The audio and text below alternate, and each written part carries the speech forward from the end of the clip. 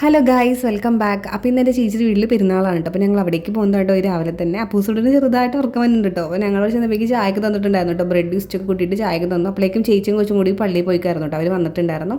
അപ്പോൾ ചേച്ചിയുടെയും അനിയനെയും കൂട്ടിയിട്ടുള്ള സ്നേഹപ്രകടനമാണ് കേട്ടോ ഇത്. അവർ വന്നപ്പോഴുണ്ടല്ലോ അപ്പൂസുഡിനൊരു കളിപ്പാട്ടം വെച്ചിട്ട് വന്നിട്ടുണ്ടായിരുന്നേ. ഈ ഡോൾഫിനും ഒരു ബോൾ പോലത്തൊക്കെ ഭയങ്കര ഇഷ്ടപ്പെട്ട ആൾക്ക്. പക്ഷേ ഒരു മിനിറ്റ് കഴിപ്പിക്കുകയും ബോളും ഡോൾഫിനും സെപ്പറേറ്റ് ആയിട്ടോ. അപ്പോൾ അങ്ങനെ നമ്മൾ ഫുഡൊക്കെ കഴിച്ചുകൊണ്ടിരിക്കുമ്പോഴാണ് ചേട്ടൻ വിളിച്ചത് കേട്ടോ. ചേട്ടൻ്റെ വീട് ഇല്ല, പുറത്താണ്.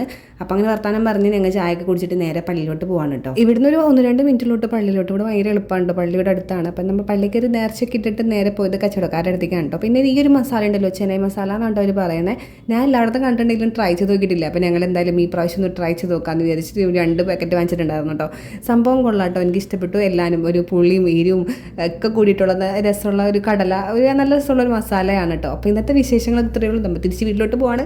അപ്പോൾ ഇത്രയേ ഉള്ളൂ. ടാറ്റാ, ബൈ ബൈ, സീ യു.